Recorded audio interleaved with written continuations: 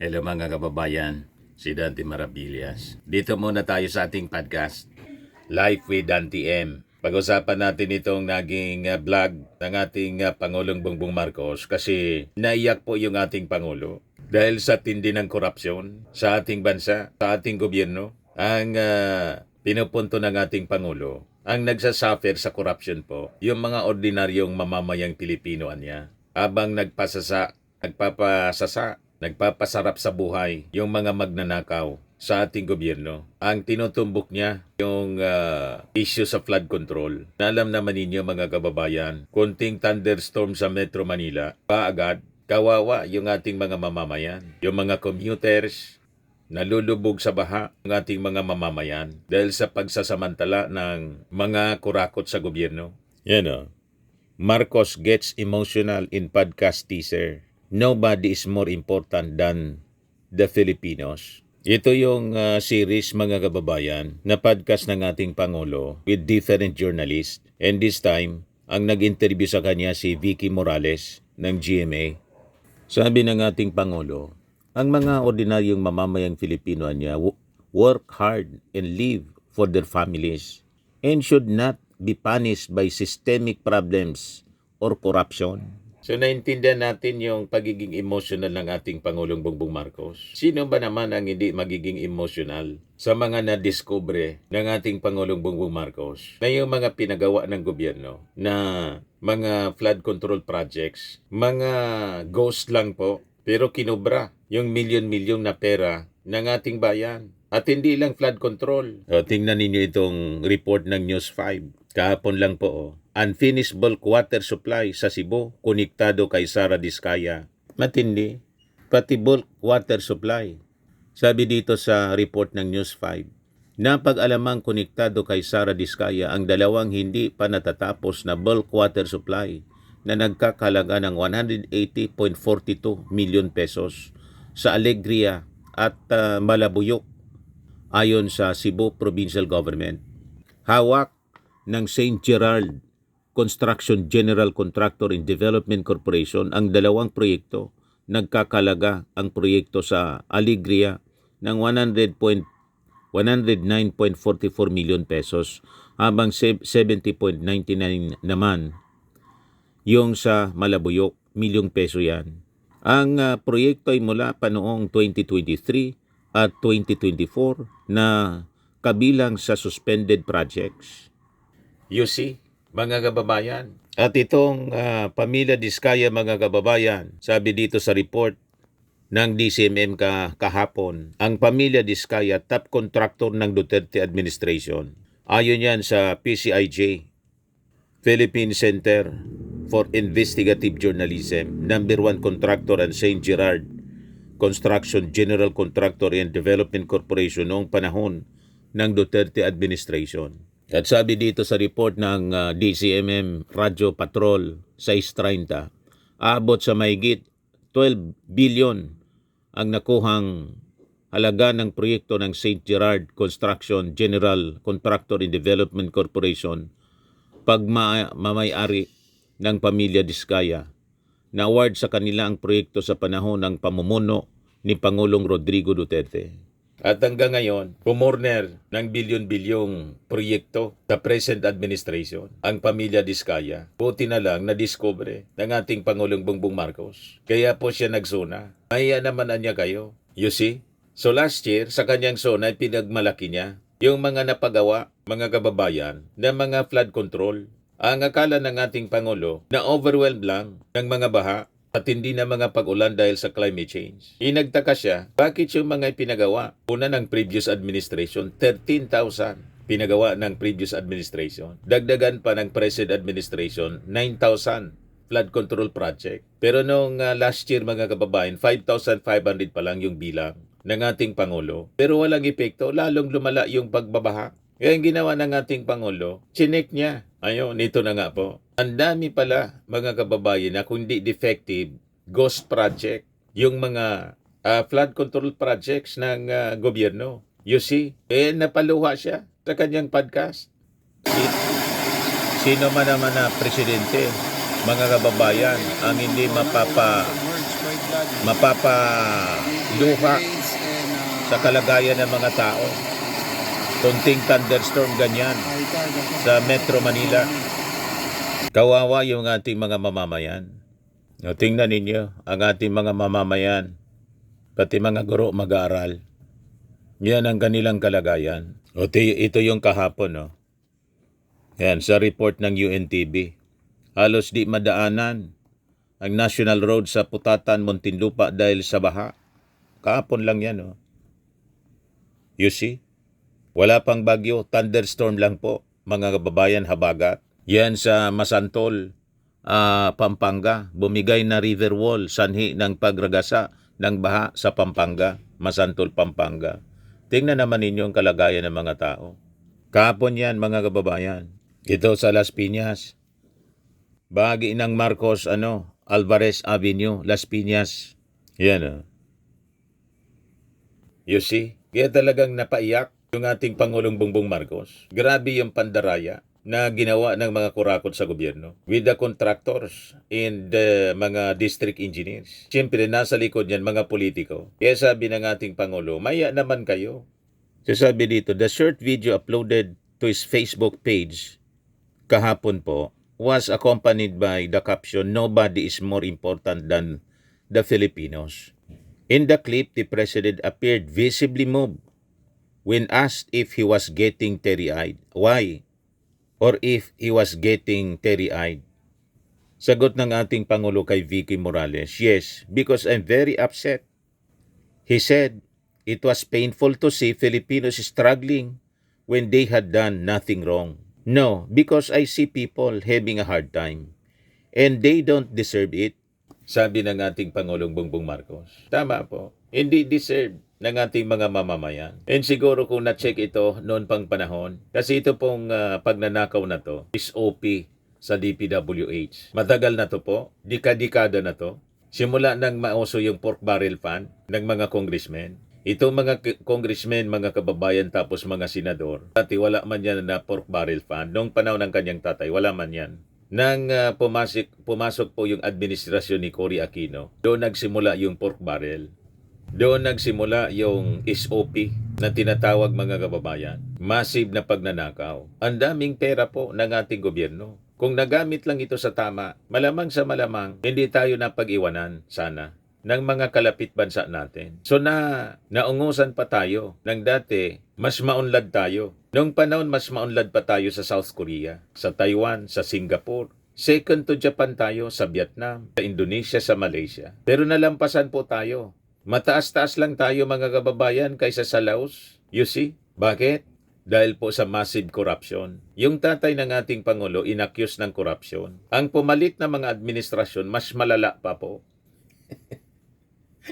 You see? Sa pangungurakot, ito na tayo, mga kababayan ngayon. Pilit na binabago ang sitwasyon ng ating Pangulo. Kaya nga po ang kanyang battle cry, bagong Pilipinas. Ang una, dapat mangyari sa atin po para ma-achieve natin ang bagong Pilipinas na maunlad. Bagong Pilipino dapat. Yung lumang pag-uugali kasama yung korupsyon, dapat iwaksi natin yon. Ito ang rason kung bakit napakabigat kasi ng laban ng ating Pangulo. Ayon, napaluha siya sa ating sitwasyon ngayon.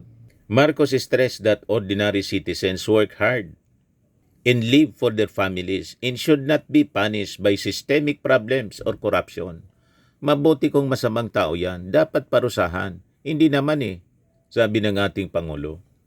Walang ginawa yan kung di magtrabaho, kung hindi mahalin ang pamilya, kung hindi mahalin ang pamilya. Ba't mo paparusahan? Yan yung sabi ng ating Pangulo. Kaya yung ating Pangulo, mga kababayan, sabi nga dito sa Bicol, husto na sana sa pagserbisyo sa ating mga mamamayang Filipino. Pero walang tigil na sinisiraan ng mga DDS, lalo na po ni Sara Duterte na wala man pong contribution, wala man pong ginagawang trabaho. Sige lang ang pamasyal. Personal yung kanyang agenda, yung kanyang tatay. You see?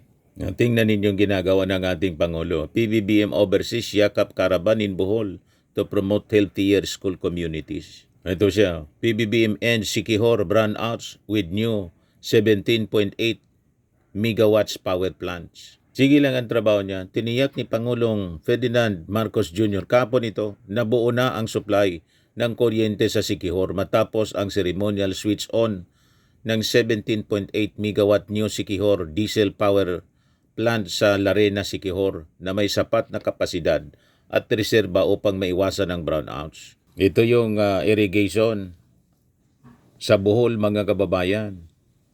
Inauguration po para matulungan yung ating mga farmers na may patubig yung kanilang sakahan. Ito naman yung inspection niya sa Philippine Health Insurance Corporation's Yaman ng Kalusugan program, Yakap Karaban. You see? Ito yung paglunsad ng 20 pesos rice sa Bohol, Bien Unido Bohol. Tingnan ninyo mga kababayan. Tinitikman niya mismo yung 20 pesos na bigas para walang masabi yung mga critics. Sa bagay, kahit masarap yung sinaing na bigas, mga kababayan, sasabihin ni Sarah, pagkaing hayop. Di ba?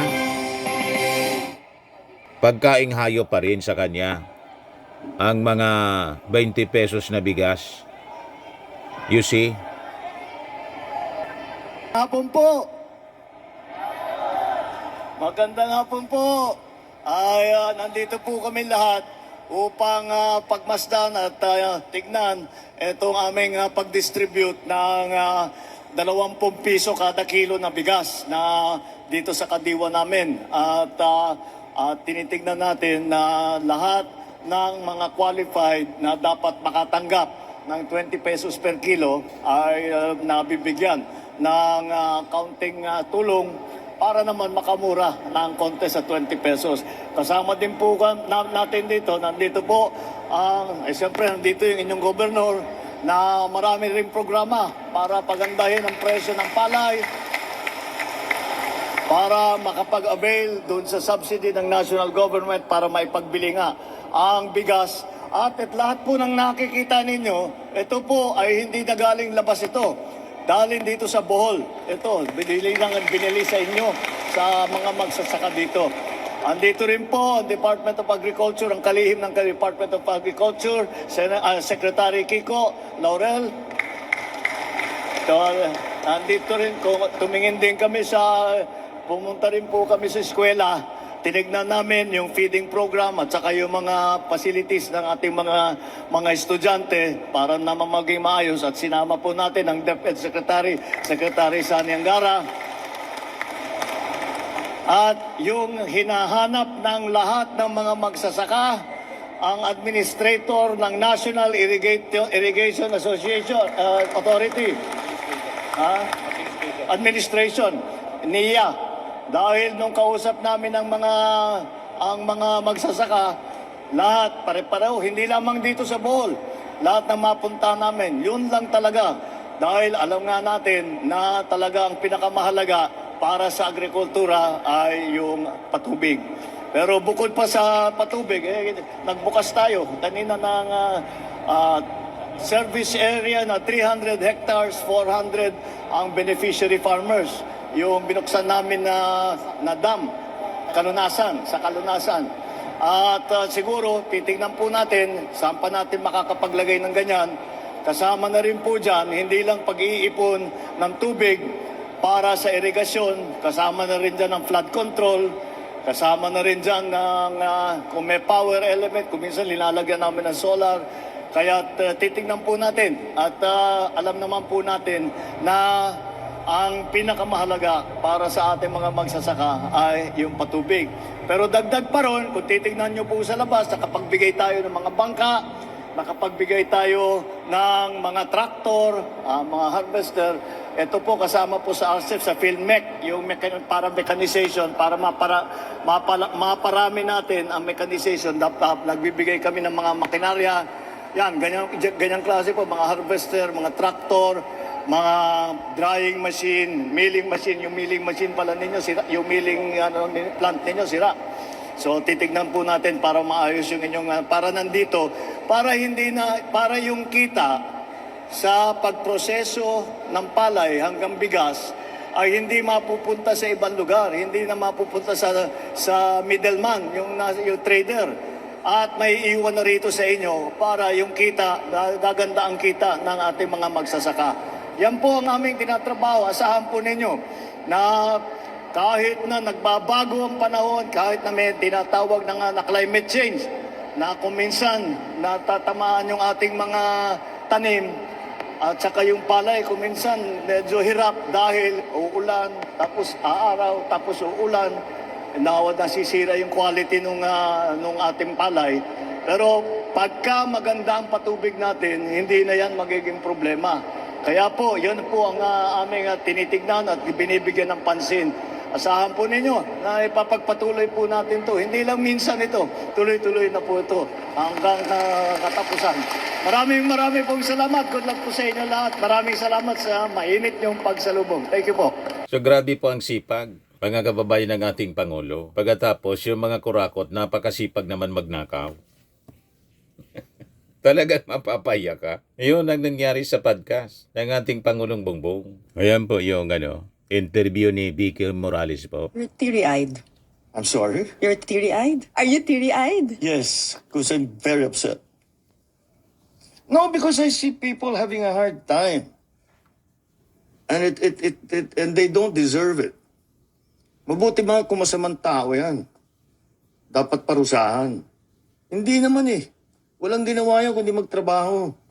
Kundi mahalin ang pamilya. Ba't mo paparusahan? Para magpayaman ka? That makes no sense to me. Yan. Unfinished bulk water supply sa Cebu, konektado kay Sara Diskaya. Pamilya Diskaya, top contractor ng Duterte administration. Ayon sa PCIJ, number 1 contractor, Philippine Center for Investigative Reporting, number 1 contractor, ang St. Gerard Construction General Contractor and Development Corporation noong panahon ng Duterte administration. Tinanong ni Bato mismo, si Sara Diskaya, kailan nagsimula? Pumasok na mag-DPWH? 2012 anya, panahon ni Pinoy.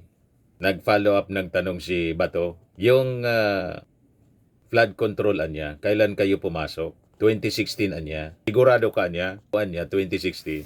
End of interview. That is the end of questioning ni Bato kay Sara Diskaya. You see? Tapos sabi ni Jinggoy, focus lang anya tayo, 2022 hanggang 2025. Dito tayo magfo-focus sa ating investigasyon.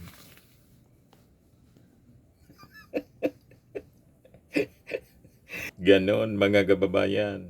Anyway, yan po yung ating short video ngayon, Life with Dan TM. Kung hindi pa po kayo nakasubscribe dito sa ating channel, click subscribe ninyo po. Ito ay atid sa inyo ng ating napakagandang product. I am Worldwide Amazing Pure Organic Barley Powdered Drink Mix from Australia.